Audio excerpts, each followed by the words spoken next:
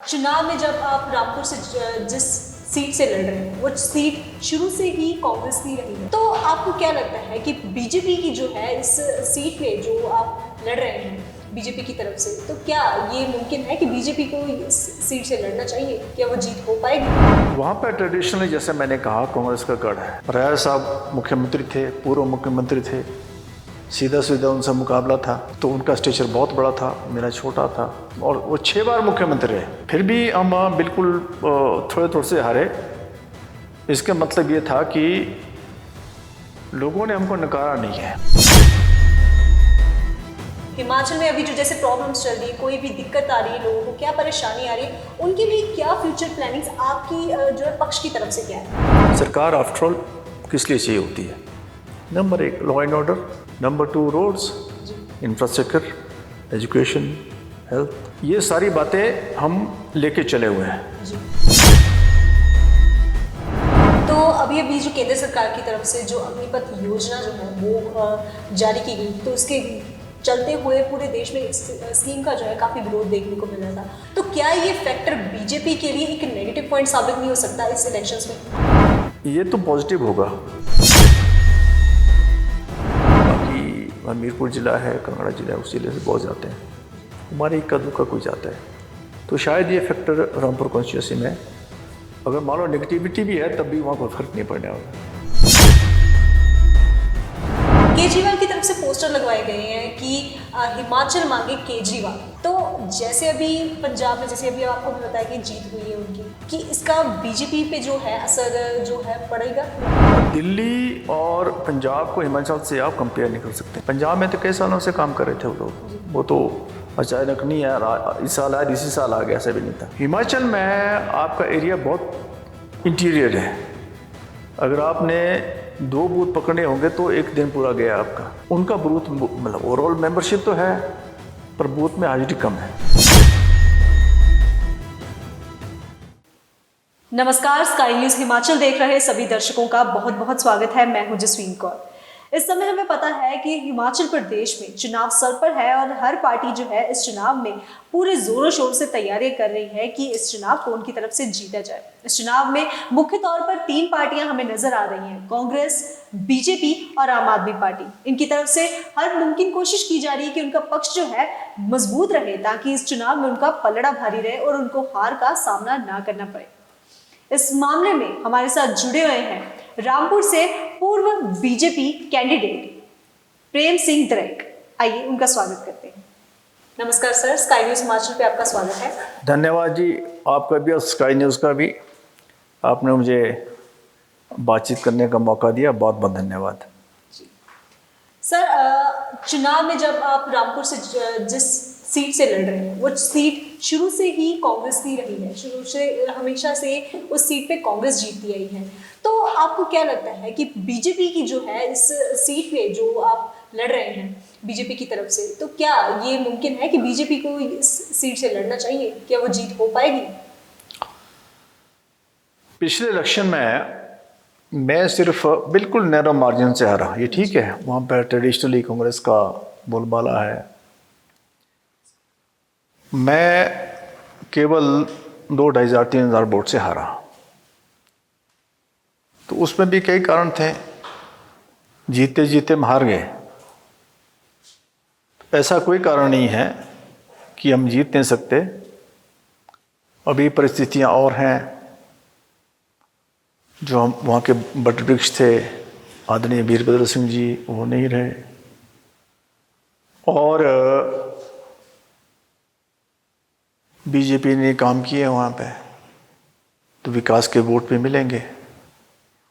तो परिस्थितियां बदली हुई हैं और जीतना कोई दिक्कत नहीं है। चुनाव में जब भी वोट की जाती है, जनता की तरफ से जो भी वोट्स आते हैं, उनकी तरफ से जो भी पक्ष जीतता है वो एक तरह से आईना होता है कि ये पार्टी को वोट क्यों मिला है। तो आपको क्या लगता है, जब आप हारे पिछली इलेक्शंस में, तो क्या कारण रहे होंगे जिनकी वजह से पब्लिक ने आपको वोट नहीं किया? वहाँ पर ट्रेडिशनली जैसे मैंने कहा कांग्रेस का गढ़ है। राय साहब मुख्यमंत्री थे, पूर्व मुख्यमंत्री थे, सीधा सीधा उनसे मुकाबला था तो उनका स्टेचर बहुत बड़ा था, मेरा छोटा था, और नेचुरली उन्होंने वहाँ काम भी किए, मुख्यमंत्री, और वो 6 बार मुख्यमंत्री रहे, इतना बड़ा उनका स्टेचर था। फिर भी हम बिल्कुल थोड़े थोड़े से हारे। इसका मतलब ये था कि लोगों ने हमको नकारा नहीं है उस हिसाब से। वहाँ पे तो सिक्योरिटी बचाना बड़ी बात है। हम तो बीजेपी आज तक कभी जीती नहीं वहाँ से। एक बार जनता पार्टी का कैंडिडेट जीता था, जनता पार्टी की लहर में, तो कई बार तो हम सिक्योरिटी नहीं बचा पाए। इतना नैरो मार्जिन से हारना मेरे ख्याल में अपने आप में एक उपलब्धि है। 22-23 हज़ार मुझे वोट मिले 25,000 के अगेंस्ट, तो मैं उसको उपलब्धि मानता हूँ। ये नकारने वाली बात नहीं है। उनका स्टेचर बड़ा था, साधन भी थे, पूर्व मुख्यमंत्री थे, और वहाँ के राजे भी रहे, उनके स्वयं भी रहे, उनके बाप दादा भी रहे। वो भी लोगों के ऊपर एक उपकार है, जो भी उनको कहेंगे आप, ट्रेडिशंस हैं, तो वो ख़त्म होनी है, आस्ते आस्ते ख़त्म होनी है। जी। तो मुख्य तौर पे जो कारण रहा था पिछली बार, क्योंकि उनका पलड़ा भारी था, तो इस बार आप जब चुनाव लड़ रहे हो बीजेपी की तरफ से, इस बार रामपुर की सीट से, तो आपकी तरफ से इस बार क्या जनता के लिए जो है पक्ष रखा जा रहा है, ये जनता के लिए क्या जो है आप एक प्लानिंग लेके चल रहे हैं? देखो, एक तो सीधी सी बात है इसमें, जो आदरणीय मोदी जी की सेंट्रल गवर्नमेंट की स्कीमें हैं वो लोगों तक पहुंच रही है। वो चाहे अन्न की स्कीम है, चाहे हेल्थ की स्कीम है। हेल्थ की स्कीम है जो आपका हेल्थ सेक्टर में है, जो इंश्योरेंस स्कीम है, या सीधा हमको एम्स मिला हिमाचल को, या नेशनल हेल्थ मिशन है, इनके थ्रू सीधा सीधा लोगों को फ़ायदा हो रहा है, व्यक्ति को फ़ायदा हो रहा है। अब बिना इलाज के कोई मरता नहीं है। वो हॉस्पिटल में जाएगा, उसके पास कार्ड है, कम से कम एक जो उसका सबसे बड़ी चिंता होती थी कि हॉस्पिटल जाएंगे तो पैसे नहीं है, दाखिल होंगे तो क्या करेंगे, वो ख़त्म हो गई। और जो आपकी परिवार में मान लो गरीब परिवार है, उसको खाने की दिक्कत नहीं है। एजुकेशन के सेक्टर में हम अच्छा कर रहे हैं, रोड्स अच्छी हैं। तो सेंटर के गवर्नमेंट के इंटरवेंशन से जो डायरेक्ट आपका 6,000 रुपये जो है आप किसानों के उसमें सीधा जा रहा है, उसका तो फ़ायदा है ही है। दूसरा जो आपका उनको घाटा क्या है, उनको घाटा ये कि वहाँ के एमएलए लगातार एमएलए बनते आ रहे हैं, तो एक किस्म की एंटी इनकम्बेंसी उनकी तरफ है, हमारी तरफ नहीं है। हम तो जीते नहीं हैं। अब काम तो उसने करना है जो जीता है। तो शायद ये सारा कुछ मिला के, और अभी हो सकता है कि ये भी हम कह सकते हैं कि अभी आदरणीय वीरभद्र सिंह भी नहीं है, और भी एक फैक्टर हो सकता है। हालांकि उसमें भी उल्टा भी कह सकते हैं कि अभी सिंपैथी भी हो सकती है। तो सारी बातें हैं। तो लड़ना कोई दिक्कत नहीं है, जीतना भी दिक्कत नहीं है। जी। तो ये तो मुख्य तौर से वो बातें रही जो केंद्र सरकार की तरफ से आ रही हैं, या पिछले जो रीजंस हो सकते हैं वो है। अभी जो आने वाले जो चुनाव है, अभी जो आगामी चुनाव है, उनके लिए आपकी तरफ से नई और प्लानिंग क्या है? आप क्या सोच के चल रहे हो कि हिमाचल में अभी जो जैसे प्रॉब्लम्स चल रही है, कोई भी दिक्कत आ रही है, लोगों को क्या परेशानी आ रही है, उनके लिए क्या फ्यूचर प्लानिंग्स आपकी जो है पक्ष की तरफ से क्या है? तो सीधी सीधी बात है, गवर्नेंस किस लिए चाहिए? सरकार आफ्टर ऑल किस लिए चाहिए होती है? Number 1 law and order, number 2 roads, infrastructure, education, health, ये सारी बातें हम लेके चले हुए हैं। रोड्स हैं, लगभग नेटवर्किंग अच्छा है। जहाँ अभी नेटवर्क नहीं है रोड का, वहाँ सड़कें बनाएंगे। जहाँ आपका हेल्थ का एक्सेस नहीं है, हालांकि सब जगह है, लेकिन उसको अच्छा इम्प्रूवमेंट करेंगे उसके ऊपर। और सबसे बड़ा जो एक बड़ा फैक्टर है जो हिमाचल में रहता है, शायद उसके बारे में कोई बात भी नहीं करता, वो एम्प्लॉयमेंट की है। तो एम्प्लॉयमेंट जनरेशन अभी भी हुई है रामपुर में, और आइंदा हम इसको प्लान लेके चले, क्योंकि हमारे पास वहाँ पर प्रोजेक्ट्स हैं। तो प्रोजेक्ट्स में एम्प्लॉयमेंट मिले, इन बातों को लेकर हम आगे चल रहे हैं।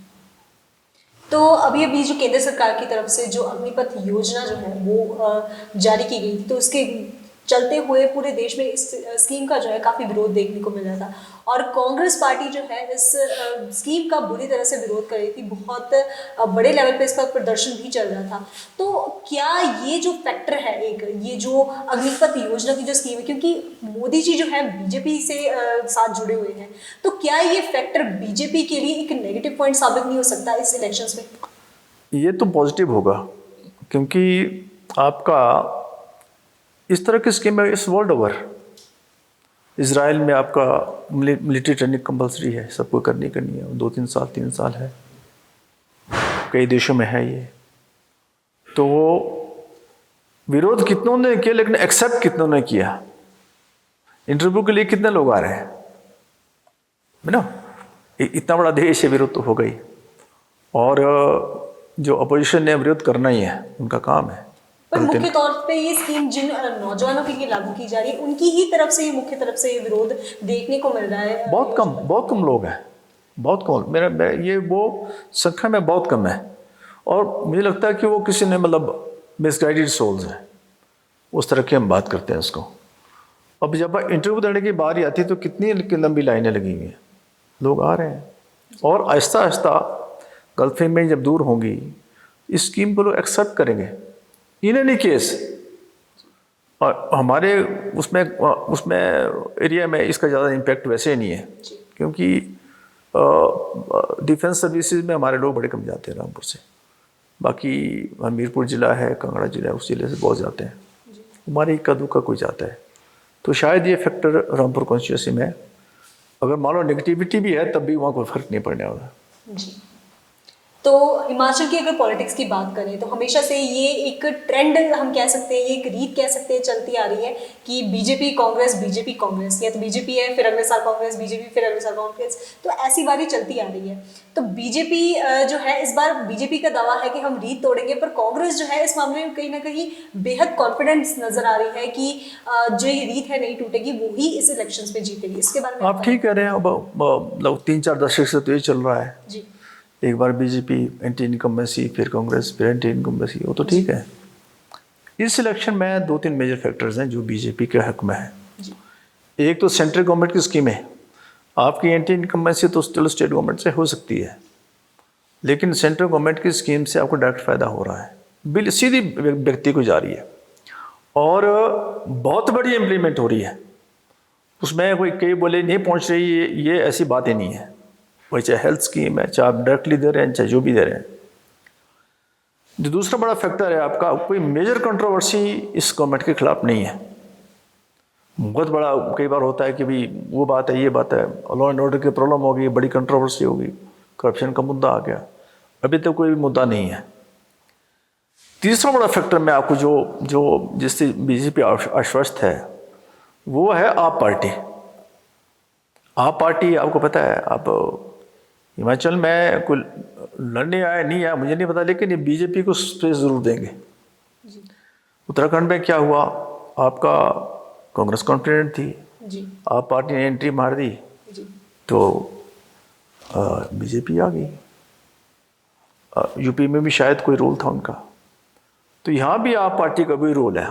खुद में शायद कुछ करने की स्थिति में वो लोग नहीं है ना, वो कोई किंग मेकर रहेंगे। वो तो बहुत तीसरी पार्टी बोलना उनको बेकार है स्टेज पे। तो शुरू में लग रहा था हवा बना दी थी, लेकिन जब पंजाब में डेवलपमेंट्स हुई, पंजाब में उनके खिलाफ जो बोलेंगे उनका नेगेटिविटी आ गई, उससे जो शुरू में जो हवा बन गई थी वो काफ़ी कम हो गई। लेकिन वो लोग कुछ ना कुछ वोट काटने की स्थिति में तो हैं और वो नुकसान करेंगे कांग्रेस का ही। तो मेरे कहने का मतलब है वो बीजेपी को स्पेस उसे मिलेगा। वो कैसे स्पेस मिलेगा? स्पेस का मतलब है जैसे आप जितने भी वोट लेंगे जी। वो आमतौर पर कांग्रेस को जाने चाहिए थे, लेकिन पड़ेंगे उनको। तो जो मार्जिन ज़्यादा होना था, जीत की तरफ जा रहे थे वो लोग, नाराज लोग जो उनके तरफ वोट देने जा रहे थे वो जाएंगे आप पार्टी को, तो नेचुरली बीजेपी को उसका एडवांटेज मिलेगा। जी। तो आम आदमी पार्टी की तरफ से अगर बात चल रही है तो आम आदमी पार्टी की तरफ से हिमाचल में जो है एक कह लो कैंपेन कर रहे हैं। वो हर जगह पे एक केजरीवाल की तरफ से पोस्टर लगवाए गए हैं कि हिमाचल मांगे केजरीवाल। तो ये हर तरफ से उनकी तरफ से एक कोशिश है। तो जैसे अभी पंजाब में, जैसे अभी आपको भी बताया कि जीत हुई है, उनकी बहुमत से जीत हुई है, तो दिख रहा है जाहिर, जैसे अभी आपने बताया कि उनकी तरफ से कोई कोशिशें इतनी नहीं दिख रही कि जो यहाँ पे असर डाल सके, पर फिर भी उनकी तरफ से जो जीतोड़ कोशिशें कर रही हैं वो, तो जाहिर सी बात है, आपने बताया कि वो कांग्रेस वगैरह पर ही असर पड़ेगा। पर फिर भी कोई 1% चांस हो कि इसका बीजेपी पे जो है असर जो है पड़ेगा या नहीं? बीजेपी में कम पड़ेगा, बहुत कम पड़ेगा। देखो मैं आपको बता रहा हूँ, आप कह रहे हैं कि दिल्ली और पंजाब को हिमाचल से आप कंपेयर नहीं कर सकते। दिल्ली को तो वैसे नहीं कर सकते।